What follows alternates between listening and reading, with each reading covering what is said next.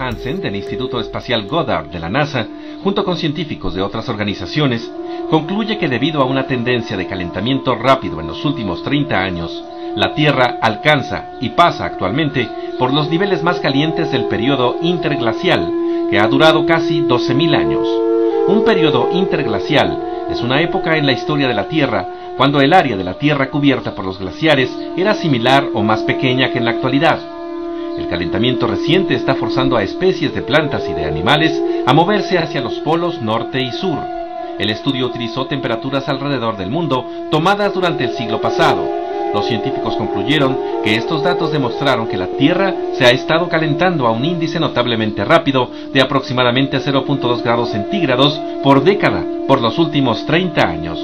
El calentamiento global está comenzando ya a tener efectos sensibles en la naturaleza, las plantas y los animales que pueden sobrevivir solamente dentro de ciertos rangos de temperatura. En el hemisferio norte, con el calentamiento de décadas recientes, muchas especies están comenzando a moverse hacia el polo norte. Un estudio que apareció en el 2003 encontró que 1.700 plantas, animales e insectos se han movido al polo norte a un promedio de cerca de 10 kilómetros por década en la última mitad del siglo XX.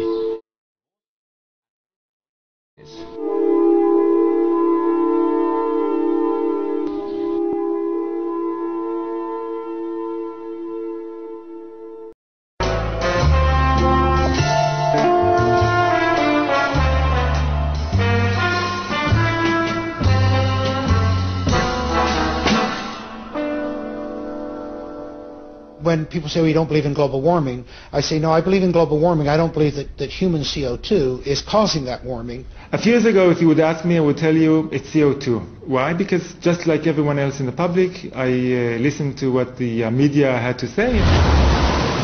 Each day, the news reports grow more fantastically apocalyptic. Politicians no longer dare to express any doubt about climate change. There is such intolerance of any dissenting voice. Are some of the worst climate criminals on the planet. This is the most politically incorrect thing possible, is to doubt this climate change orthodoxy. Global warming has gone beyond politics. It is a new kind of morality. Now, the Prime Minister is back from his holidays, unrepentant and unembarrassed about yet another long-haul destination. Yet, as the frenzy over man-made global warming grows shriller, many senior climate scientists say the actual scientific basis for the theory is crumbling. There were periods, for example, in Earth's history when we had 3 times as much CO2 as we have today, or periods when we had 10 times as much CO2 as we have today. And if CO2 has a large effect on climate, then you should see it in the temperature reconstruction. If we look at climate through the geological time frame, we would never suspect CO2 as a major climate driver. None of the major climate changes in the last 1,000 years can be explained by CO2. We can't say that CO2 will drive climate. It certainly never did in the past. I've often heard it said that there is a consensus of thousands of scientists on the global warming issue and that humans are causing a catastrophic change to the climate system. Well, I am one scientist, and there are many that simply think that is not true.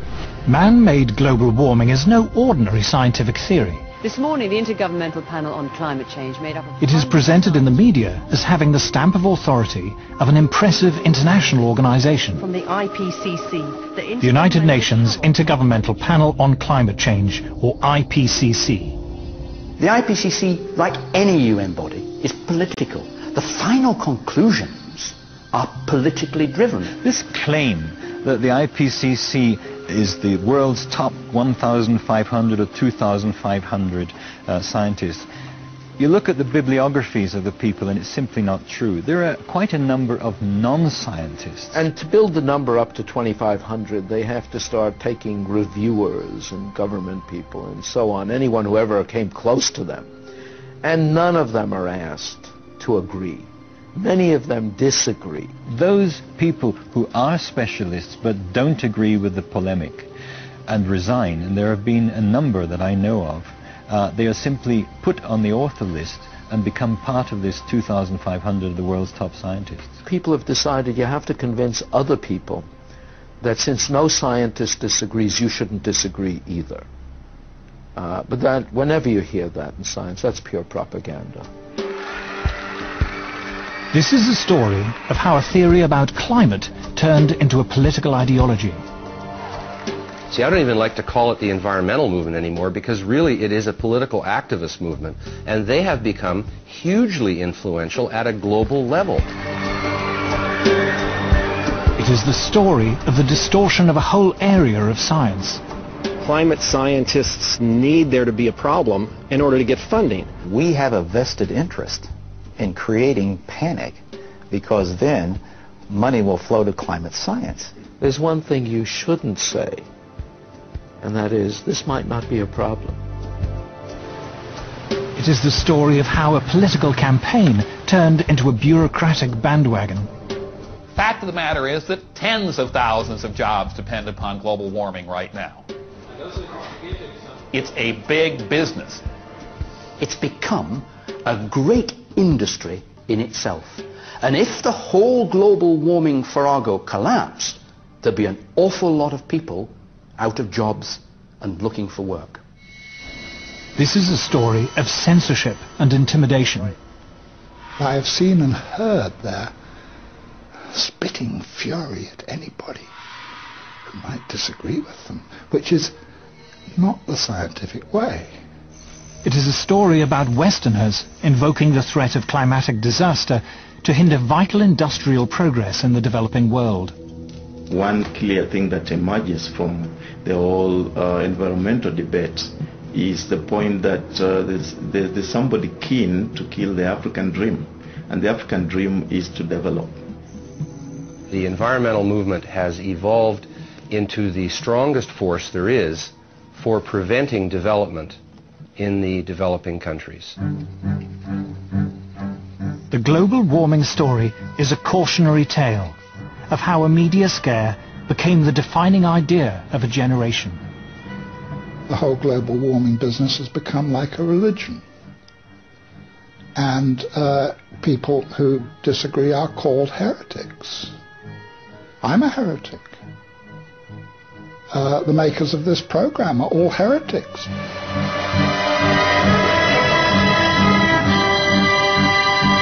Al tiempo que el despiadado invierno sigue haciendo de las suyas, la nieve inclemente en la costa noreste. En Europa se viven largos meses de invierno con temperaturas gélidas.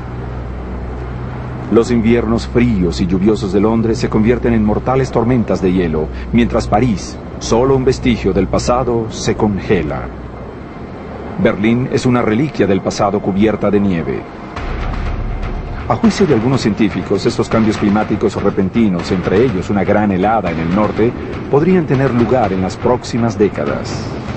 Creo que hay varios aspectos que la gente ignora con respecto al clima. El primero de ellos es que está cambiando, ese es un hecho irrebatible. La única pregunta es cuán rápido, cuán lejos y hasta dónde podría llegar. Además de que puede cambiar radicalmente. Irónicamente, el mismo cambio climático podría causar no solo condiciones muy similares a las de las zonas árticas, lo que quizá daría lugar a una mini edad de hielo en algunas áreas de América del Norte y Europa, sino que también ocasionaría sequías y tormentas severas en otras regiones. Pero el problema no es solo la velocidad a la que ocurrirán estos cambios climáticos. Algunos predicen que dentro de una década, sino también la naturaleza impredecible de los cambios, algo que traerá consecuencias potencialmente mortales. Un futuro con tormentas severas y clima severo cada 1 o 2 años no es algo con lo que nosotros sabremos lidiar, ni tampoco la sociedad. Adaptarse a esta clase de clima extremo es muy complicado. No sabemos cómo estar preparados. Una ventisca gigantesca tras otra y sin tiempo para prepararse ni recuperarse. Así podría ser el nuevo y fatal paisaje invernal en la costa este de Estados Unidos y en Europa. Cabría preguntarse entonces, ¿cuál es el verdadero clima de Estados Unidos? ¿Qué zona de la Tierra es habitable? Ya antes han ocurrido estos bruscos cambios climáticos. Los científicos llaman a este fenómeno cambio climático abrupto. Se podría definir como cambio abrupto a todo cambio que ocurre a una velocidad a la que la sociedad no es capaz de responder. Uno de los ejemplos más evidentes de cambio climático abrupto tuvo lugar antes del surgimiento de la civilización moderna. Hace unos 14.000 años, la última era glacial en la Tierra se acercaba a su fin. Durante la era de piedra, bandas de cazadores-recolectores recorrían Europa y Asia cazando en busca de alimento. Sin embargo, 1200 años después, las temperaturas llegaban a descender hasta 18 grados en menos de una década. Las personas murieron o emigraron a regiones más cálidas. Los humanos que sobrevivieron migraron hacia el sur. A este descenso radical de la temperatura se le denomina Joven Dryas, llamado así por una flor de las zonas árticas hallada en muestras de hielo extraídas en Groenlandia. El fenómeno conocido como Joven Dryas es una muestra de lo que podría representar un cambio climático abrupto. Lo interesante es que la edad de hielo ya había terminado y el clima de la Tierra ya había empezado a tornarse más cálido. Además, la Tierra estaba tomando su forma actual. Cuando comenzaba a tornarse más cálido, el clima se enfrió repentinamente. Literalmente el clima pasó de ser marítimo a ártico en un abrir y cerrar de ojos. Se mantuvo así durante 1300 años y luego súbitamente se tornó cálido. Luego la Tierra se sumergió en este cálido clima interglaciar. No se sabe con certeza por qué acabó. Según los científicos, una alteración en las corrientes oceánicas provocó el Joven Dryas. Fue una de las glaciaciones más extremas desde el final de la era glacial. El Joven Dryas es un claro ejemplo de cómo el clima puede subir y bajar bruscamente y pasar de olas de calor fatales a fríos extremos. No siempre ocurre una transición, a veces sube y baja y luego se estabiliza en un clima frío. Entonces empieza de nuevo a subir y bajar y luego se estabiliza en un clima cálido. En el pasado, los cambios climáticos ocurrían de forma intermitente, extremadamente rápida. Hoy, sin embargo, la situación es distinta y esta nueva situación podría ser irreversible. No hay punto de retorno. Tras el final de la glaciación Joven Dryas, la Tierra entró en un largo período de temperaturas cálidas. Aunque hubo pequeños paréntesis en los que se vivieron heladas repentinas, entre ellos uno que los historiadores denominan la pequeña edad de hielo. Entre el año 900 y 1300 después de Cristo existió el período cálido medieval. En este los mercaderes se enriquecieron y construyeron castillos. El clima era benigno. La población de Europa se cuadruplicó. Se elevó la estatura promedio de la gente y la expectativa de vida. Todo era fantástico. Hace 1000 años, en pleno periodo cálido medieval, uno podía navegar tranquilamente desde Escandinavia hasta Islandia. No se navegaba sobre océanos congelados ni se chocaba contra icebergs. Los marineros vikingos aprovecharon el clima favorable para fundar comunidades agrícolas y de intercambio comercial en Islandia. A bordo de sus enormes barcos llegaron hasta Groenlandia y expandieron así su territorio. Más o menos 1000 años después de Cristo se establecieron en el Nuevo Mundo. Si bien no prosperaron en Groenlandia, las dos colonias que tenían allí les servían de zona de reabastecimiento antes de llegar al Nuevo Mundo. Pero entonces, alrededor de 1300 después de Cristo, el clima empezó a cambiar misteriosamente. Los datos históricos obtenidos a partir de muestras de cultivos y archivos públicos evidencian un pequeño descenso en la temperatura. Pero este pequeño descenso en la temperatura fue suficiente para dar origen a la pequeña edad del hielo.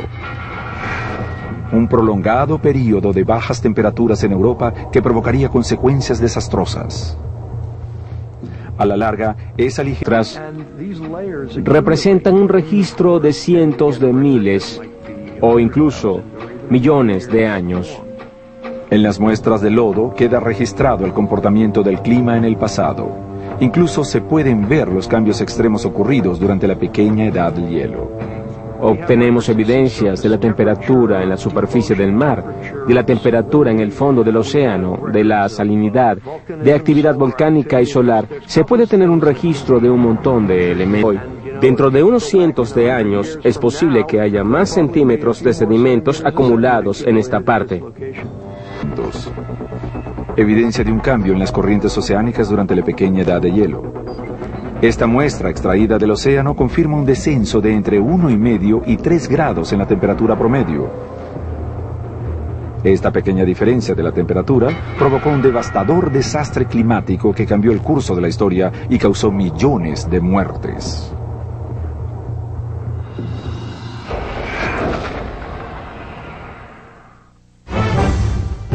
Para algunos científicos, un cambio climático brusco podría provocar una baja de temperatura de grandes proporciones.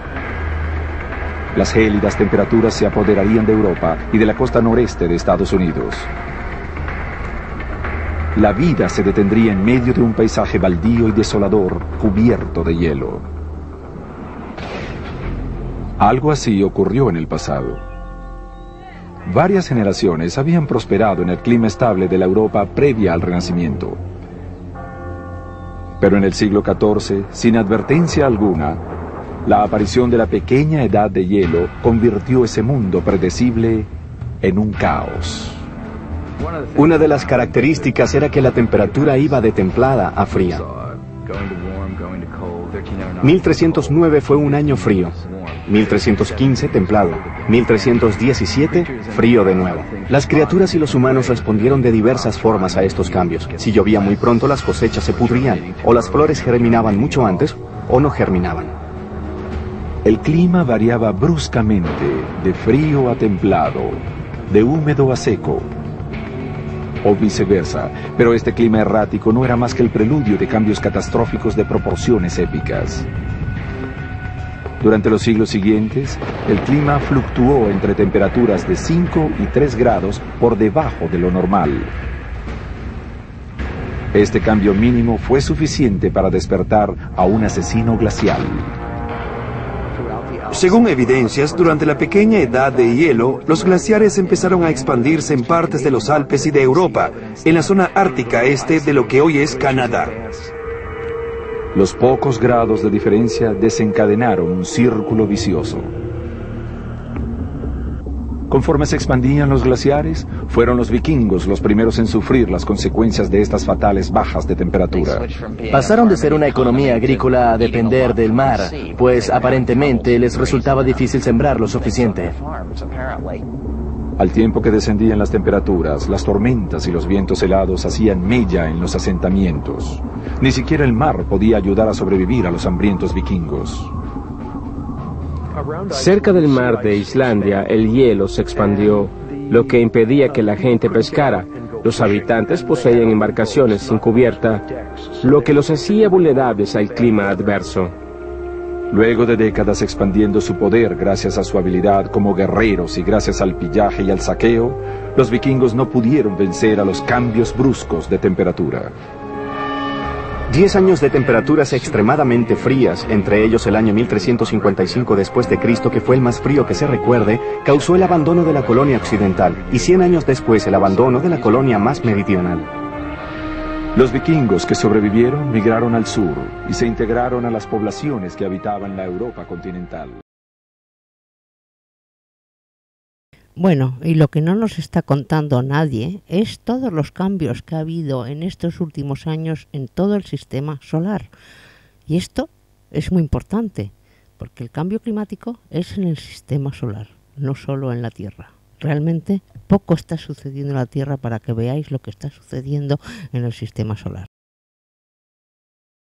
El Sol está más de un 230% más fuerte que en 1900 y de hecho pues la actividad continúa habiendo vientos solares cuando no se esperan, incluso de una magnitud que no se conocía antes, y además pues estamos en una situación de la blancura total que nunca se ha conocido, o sea, con más intensidad que nunca. Desde el 2013 se conocen, son 200% más poderosas que anteriores los vientos solares.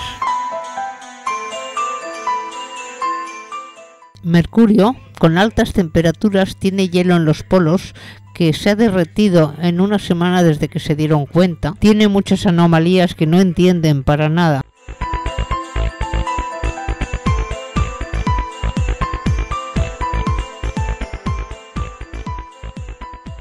Venus está brillando en la oscuridad como la luna Io de Júpiter. La atmósfera ha cambiado, tiene como un tono verde que parece como si tuviera oxígeno y no se sabe qué ha pasado con el sulfuro que tenía antes de los volcanes.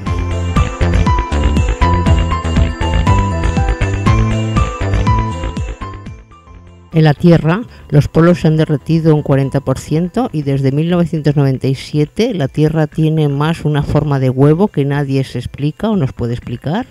Hay un 410% de aumento de catástrofes en la Tierra desde 1963 al 93. Hay un 400% de aumento de terremotos, por encima de 2.5 y sobre todo desde el año 73, y hay un 500% más de actividad volcánica desde 1875, sobre todo en el año 2000. Los rayos son muy diferentes a los que había en los años 90. En Marte los polos casi se han derretido por completo y no se habían conocido. La atmósfera ha cambiado casi un 200% y además está viéndose que hay un cambio hacia oxigenación. También están pasando cosas en la luna de Marte que no se entienden. Júpiter está altamente energetizado, está rodeado de un halo muy brillante que parece que tiene que ver con su luna Io, y también el tamaño del campo magnético de Júpiter se ha doblado desde 1992. La mancha ha cambiado de forma, ha cambiado de lugar y también ha aumentado su actividad magnética.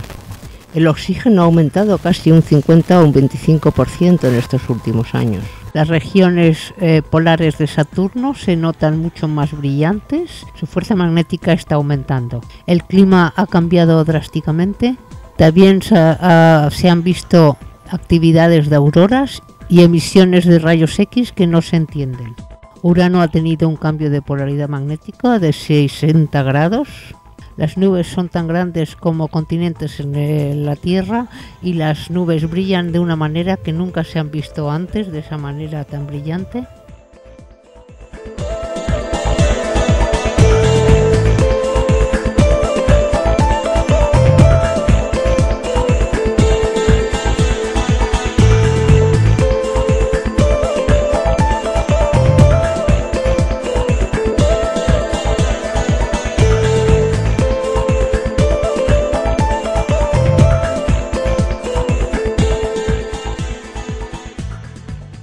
Neptuno también ha cambiado su polaridad magnética en 50 grados.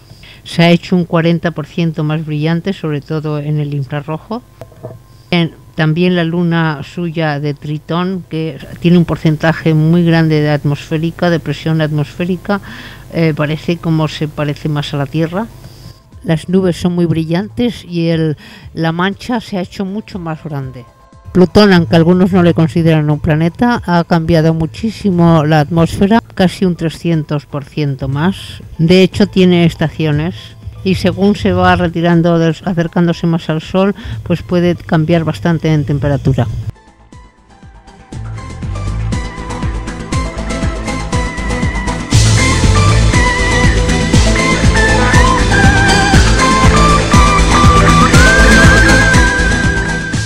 Por lo que vemos que hay cambios por todo el sistema solar que poco tienen que ver con el dióxido de carbono, y el calentamiento global tampoco tiene que ver con esto, sino que estamos polucionando la Tierra y la atmósfera a propósito, y de hecho se sabe que toda la investigación de cosas libres de polución, toda la tecnología limpia ha sido suprimida y bloqueada a propósito.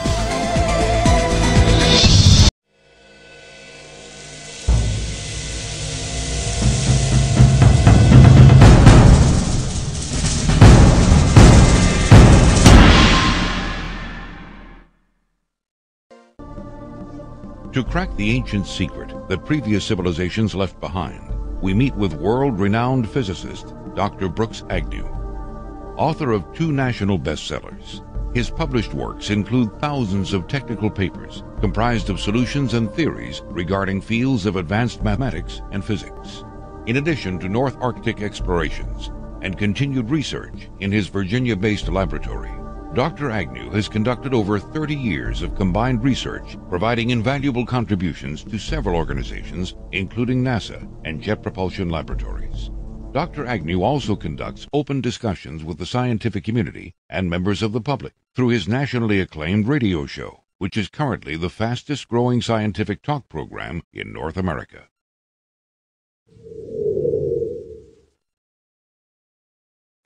Dr. Agnew, there's evidence, scientific evidence, of prior pole shifts. Some of the evidence is geological. For instance, along the Arctic Circle in Norway or in Nordic regions. There's a lot of ancient volcanic activity, a lot of magma and lava came up out of the ground. Well, the thing about lava or magma is when it freezes or becomes solid, it assumes the magnetic alignment of the planet at that moment. And in that region of the country, there is a broad band of magnetic alignments for rocks that have never moved from their location, which indicates that at the moment that that lava came out of the ground and solidified, the planet was at a different alignment. Now, is that a magnetic pole shift or geographic pole shift? And what's the difference? Well, you're right, there are two. For geographic, it actually implies that the planet itself tilted during this volcanic eruption, and that as it tilted, each rock froze at a different magnetic alignment. A pole shift is where the actual magnetic field around the planet pulsates to a point where the north and south poles swap. Well, if it was a geographic pole shift, the alignment of the planet with the sun would change. The sun would come up in a different spot than it normally does. It would come up in the west instead of the east, or the north instead of the south, related basically how we sit on the earth now. And that could change everything, weather patterns, migratory patterns, all kinds of biological blooming, everything could change on the planet. At one point, the North and South Pole were perfectly perpendicular to the sun. That is to say, the sun was right over the equator. The polar caps were very small. The Earth may have been at a temperature equilibrium because there's no winter and summer. There's no season change. But there was an event that occurred, probably cosmological event, that pulled the Earth around on its axis so that now the North Pole and South Pole lean toward the sun depending on where the Earth is in its orbit around the sun. What's happening on the crust of the Earth is absolutely cataclysmic. Volcanoes and earthquakes and plate shifts and huge tidal waves. And we're talking about stacking the ocean up 4,000, 5,000, 6,000 feet in the air on one side of the planet. Wouldn't an event like that, wipe out all life? It almost did. It almost did. It probably wiped out about 95% of life on the surface of the planet. This event you're referring to, did this occur over millions of years, or was this a sudden event? It's an interesting question. There's very little evidence that it would have occurred over millions or even billions of years. These kinds of events, as we have seen with just in our limited astronomical life, that is to say, we've had telescopes for only so many centuries. We have seen that these events occur suddenly in space. For instance, the Schumacher-Levy comet that struck Jupiter. It was discovered, it was named, and it hit Jupiter within a single man's lifetime. So you're not talking about catastrophic disasters that happen, say, over decades. You're talking about disasters that happen within weeks or months, major cataclysm, which literally wipe out all life. Well, I don't know if it wipes out all life. Life has a great way of surviving, even in floods and tides of 5,000 and 6,000 feet high. People make their way to the mountains, they make their way to caves, the hardy survive, but they don't survive well. They don't survive with their technology, they don't survive with the best tools, but they do survive, and they end up repopulating the Earth. When these geographic pole shifts occur, they have catastrophic effects on the Earth. Floods, earthquakes, tidal waves, shifting of continents. If the Earth was pre-populated to the extent that you're talking about, whereas every culture on Earth has writings, ancient texts and writings regarding this event that you're describing, where is the evidence of these civilizations today? The cities. Do you know where 90% of the population of the United States lives? Within 20 miles of a coast. It would not take much of a tidal wave that struck all the coasts to eliminate 90% of the population of this country. It is the same in all countries that are close to the water. these cities are quite easily wiped off the face of the earth. And especially when we're talking about rims where tectonic plates come together, these can simply just fold in on themselves, and those cities could be 1,000 feet below the ground, 10,000 feet below the ground. In the ocean, there's evidence of whole continents just sinking beneath the sea. Is there evidence to suggest that anything like this can happen again? Of course there is. There's a lot going on in the universe that we cannot see, even with our orbiting telescopes. But we can feel the effects of it. We can feel gravitational effects, gravitational waves. We can feel dark energy and dark matter pulling on our solar system, pulling on our galaxy. Our Earth, for instance, goes through what's called the precession. The imaginary line that goes through the Earth from the North to South Pole draws a circle through the zodiac. We are about to finish that 26,000-year precession. December 21st, 2012 starts the age of Aquarius. It's well marked on all kinds of calendars, not the least of which is the Mayan calendar, the sunstone.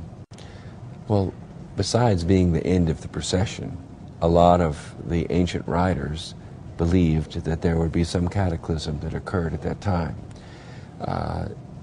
Many of us believe that it won't just occur on that day, that there will be precursor events, an increase in volcanoes, an increase in earthquakes and their intensity, fluctuations in the magnetic field around the Earth. One of the things that occurred last year in October was something that's never occurred before. We had 9 X-class flares. We have a scale that we measure solar flares on. X is the highest. 9 flares in 1 month. The peculiar thing was sunspot activity was very low.